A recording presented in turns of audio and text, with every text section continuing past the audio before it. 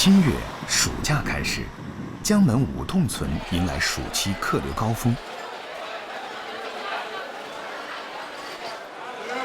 广东人爱吃牛肉火锅，东潮汕西江门，两种风格不一，但同样热闹喧腾。每天都爆满的，平均每天都有3万人过来我们这里吃饭。现在五洞呢有26家牛餐馆，基本一天都是20多条牛。大块牛肉最是大快朵颐，热气腾腾的火锅吃得酣畅之余，恐怕不禁有人要问：肉在锅里，牛角去了哪里呢？在四会，有人把牛角去皮之后，用浓郁的酱汁焖煮30分钟。牛角上的筋腱因为吸饱了汤汁的缘故，比原来大了1倍，而且变得透明。食之则软糯有弹性，虽然不能满口大肉的咀嚼，却有不忍丢弃，要啃咬干净的心思。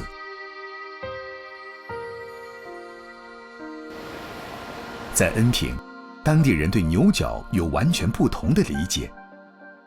牛角上的皮与筋煮熟之后一起切片，当地称之为牛角皮。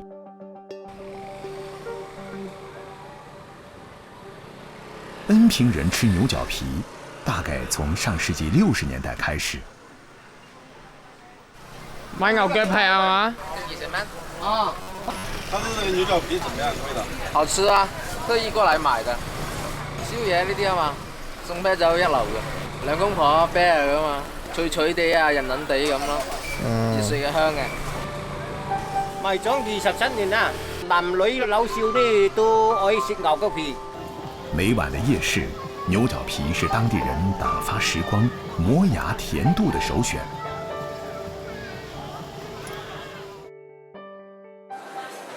每隔一段时间，周世明就要到市场拿货。呢隻咧係黃牛牛腳嚟嘅，呢隻咧就係水牛牛腳嚟嘅。水牛牛腳咧比較肉多、筋多。老闆，水牛牛腳大毛幾錢斤啊15蚊斤。啲牛腳全部我要齊嘅。周世明曾经是位老师，现经营有4家小店，专打牛角的主意。牛角骨多肉少，或者因为不会处理，常遭人嫌弃。但周世明却能做成美味。要把牛角处理干净，步骤繁琐，需要足夠的耐心。呢個水溫咧就係80度左右，個溫度係最好嘅，就咁你脫得比較乾淨啲。11年的开店经验，周世明得心应手。读大学的儿子暑假在家，心疼父亲日夜操劳，便過來搭把手。傳統嘅脫牛毛嘅方法就係用熱水。我哋做生意咧唔可以用啲其他嘅嘢去做，即係一個牛腳咧，其他都充分係用得到嘅。牛腳個皮筋可以整牛腳皮啊，個蹄可以煲湯啦、煲醋啦，啲骨可以煲牛腩飯嘅湯底啦。從小就對烹煮有興趣的周世明，嘴刁愛吃，常嫌別人做的味道不正宗，摸索多了，便自己開店當起了老闆。燒掉殘留在縫隙裡的牛毛，同時燒掉的還有表面的雜質。恩平咧前咧係粵西地區咧係比較貧窮嘅地區嚟嘅，牛腳咧雖然比較難處理，但係佢作為食材嚟講咧都算係好嘢嚟嘅。覺得差唔多噶啦，俾個靚仔噶啦，睇見呢啲白白淨淨咁係嘛，咁就 OK 啦。處理好的牛角，切開表皮，與去腥增鮮的香料一起，慢火焖煮2小時，使皮與筋腱熟度一致。微熟後的牛角趁熱放入冰水冷卻，熟牛皮遇冷急速收縮，增加爽脆的口感。有時牛角不切開整個煮熟，則必須有嫻熟的刀工。解剖牛角時，下刀的角度力道要拿捏到位，颇有庖丁解牛之意味。我對牛嘅各個部分咧都比較了解，最快紀錄咧3分鐘可以將一隻牛嘅骨肉分離，所以大家呢嗌佢哋庖丁牛哥，都係朋友俾面啫。取下的皮筋冷却凉透之后，即可切片装盘。牛皮牛筋弹性十足，咸香爽韧。牛角皮晶莹透亮，油质光鲜，具有弹牙的口感，同时吃起来嚼劲十足。搭配不同的酱料，则有不同的味道。入口的第一感觉是酱汁的酥香和鲜辣，之后隐藏着浓浓的牛肉香味儿，接着是爽脆无比的口感。牛大骨加水熬制4小时，汤色清冽，味道醇厚。本地濑粉稍加滚烫，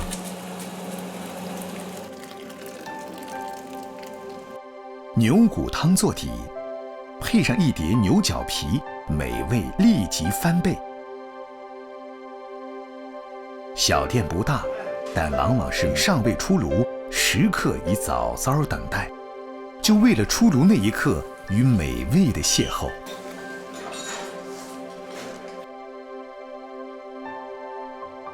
牛皮坚韧，用途虽然广泛，但甚少食用。周世明卻有辦法做成美食。我見牛皮呢抌咗就可惜，就諗住呢牛製皮糕。好耐之前呢，牛製皮糕呢最初都係用牛皮嘅，即係後來呢先改用驢皮或者豬皮。牛皮刮乾淨之後，切成小塊，與紅棗、枸杞等一同下鍋，焖煮10小時以上。當湯汁變得濃稠，皮膠才算是熬成。牛皮經過湯汁的洗禮，以及與藥材的融合，其中的膠原物質得到充分釋放。熬製好的皮膠甜品，顏色淺鬆透亮，口感爽滑，味道不輸果凍。原本不入法眼的牛角及牛皮，碰撞到人們的奇思妙想，硬是為自己搏出了一個美食界平民英雄的傳奇，也成了恩平人解不開的食味情結。沒有哪種葷食能像牛肉一樣激發國民的研究熱情。地理環境的多樣性，造就了和牛肉相關的無數江湖秘製。老廣們對牛肉的偏愛相對簡單，冬日裡最好的牛肉切割精細，作為火鍋配菜，按部位來點。次之的牛後腿肉成就了另一種美味，手打牛肉丸。剩餘的牛肉末則完美配上煲仔飯。至於鈣質十足的牛筋，定然會有好的歸宿。大火燒開，是下肉的好時機。酸筍和田螺最能破出牛筋的寡味兒。劲道的口感加上酸爽的複雜滋味，妙不可言。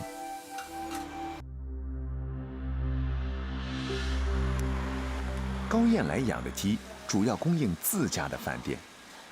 2000年，高燕來因為一次偶然的機會，從裝修行業轉做餐飲。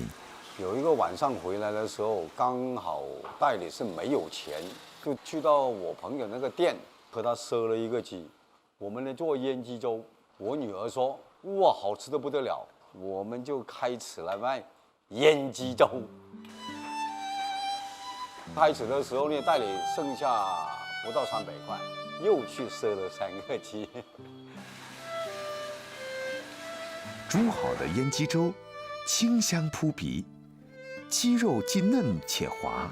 更妙的是粥水吸收了雞肉及油脂的精華，變得更加鮮甜。因為用料新鮮，味道純正，所以食客也是絡繹不絕。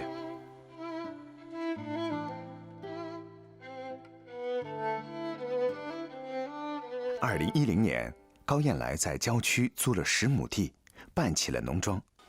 主菜仍然是在荔枝林里养的鸡。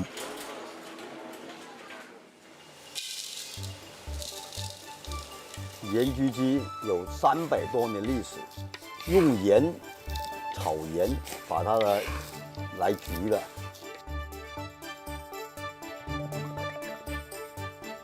相传客家人在南迁途中，活禽不便携带，将其宰杀后放入盐包中，便于长期储存。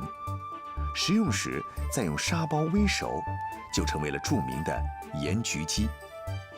高燕来做的最好，客人最喜欢吃的就是用传统方法做的盐焗鸡。我爸、我爷那个年代他们怎样做，我们必须要找回以前的味道，就是老祖宗的味道。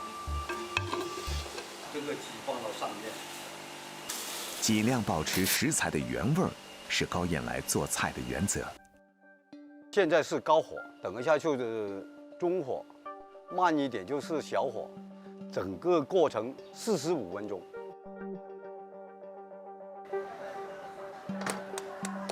好了，做好的盐焗鸡，打开外包的纸，一股浓香喷薄而出，淡黄色的鸡身让人食指大动，恨不得抓住就要下口。这时最适合趁热手撕，吃上一口，鸡肉淡咸嫩滑，骨头酥脆。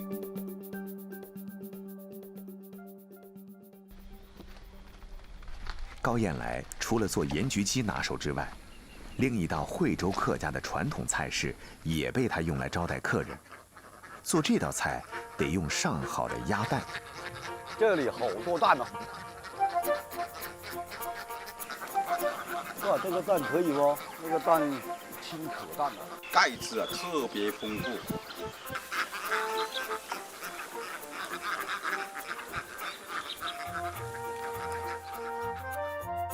鸭蛋大小适中，里面包着蛋黄的膜也比较坚韧，非常适合做酿春。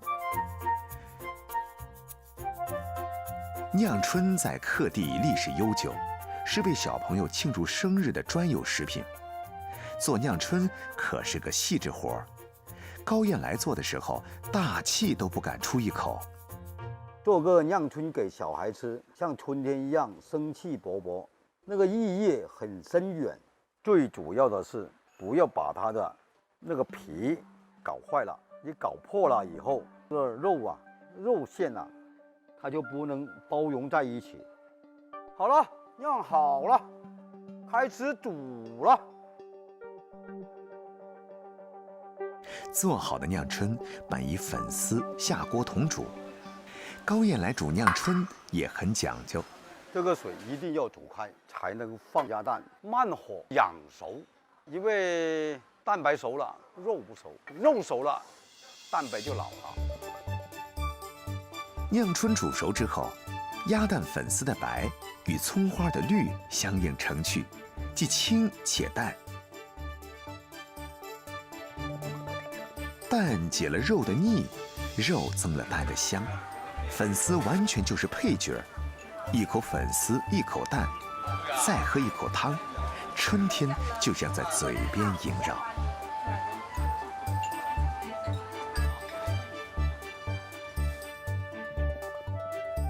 老广们追求的是食材的原汁原味儿，好的食材只需一点点盐，便能激发食材的本味，淳朴纯味才是真性情。五味调和是境界，是理解，是手段，是中庸之道。陆河的客家人不经意之间一直在实践着。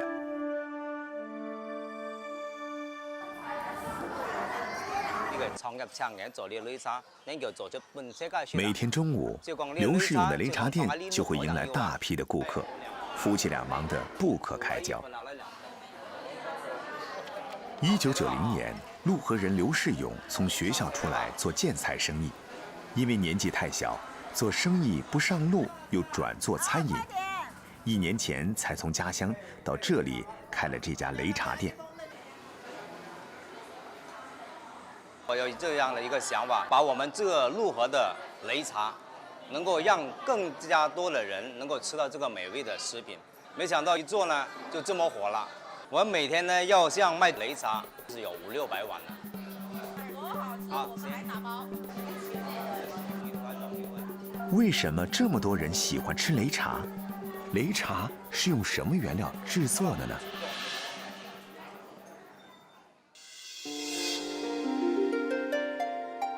汕尾陆河是榕江和罗河水系发源地，具有独特的客家风情和古老文化，有客俗桃源之称。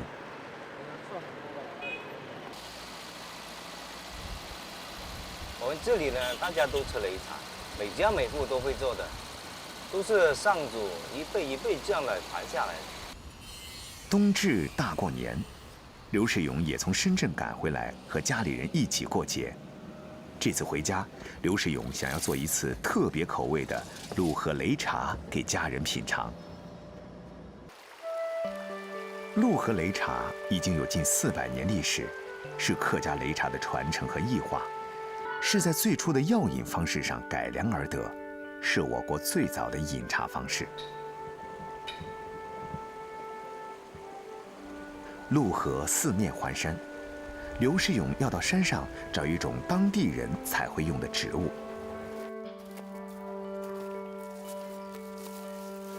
这是我们要找的枫树叶，我们可以采一点那个枫树芽。枫树叶，中医认为其具有祛风除湿、行气止痛的功效。刘世勇采集完足够的用量，又来到一片菜地。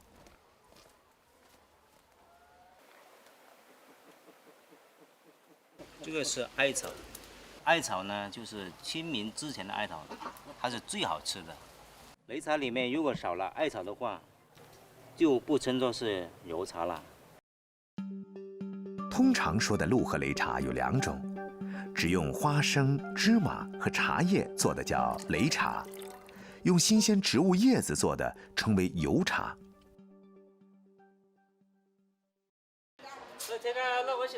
陆河人最喜欢做好擂茶，喊上左邻右舍、亲戚朋友一起聊天吃茶，是打发闲暇时光、沟通感情的最好方式。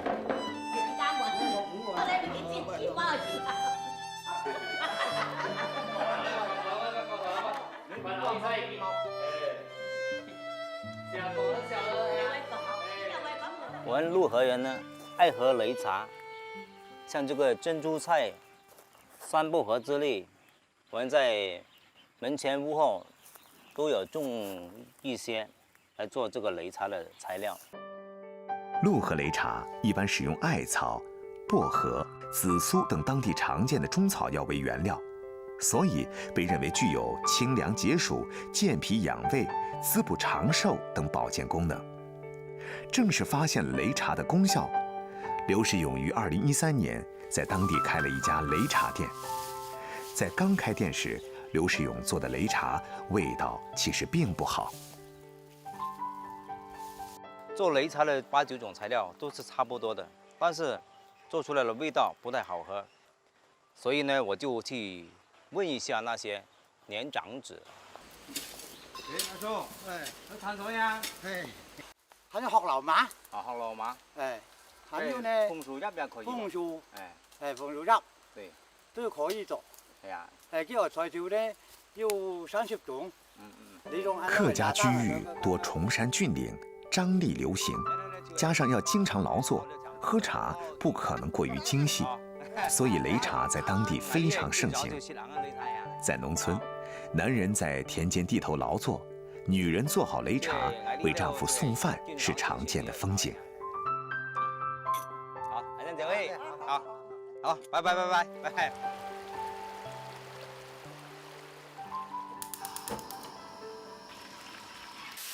新鲜的油茶原料炒熟，去除腥味。刘世勇将炒熟的原料放入内面带槽的瓦钵，用木棍冲倒。这是一根擂茶棍，是用山苍子木或者是樟木，在擂茶钵里面搅的时候会产生了粉末，这些粉末你把它吃掉就可以了。客家人吃擂茶呢，中午那一餐是为主食，上午10点钟或者下午3点钟这一餐呢，当做这个点心。制作油茶的各种材料没有固定的配比，根据个人口味可多可少，直到各种配料完全捣碎，倒入开水搅拌均匀，油茶就做成了。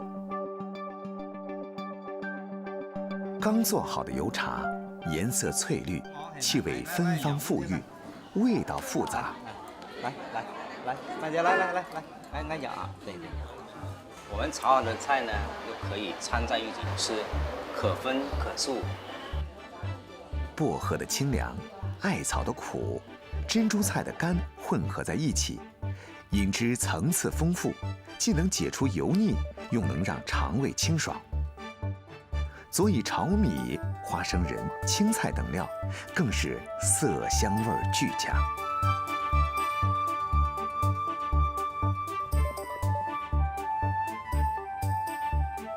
擂茶，取之于山野，烹之于征途，是客家人的瑰宝，是跋涉者的源泉。陆河擂茶这种健康的饮食方式，已经被越来越多的人所接受。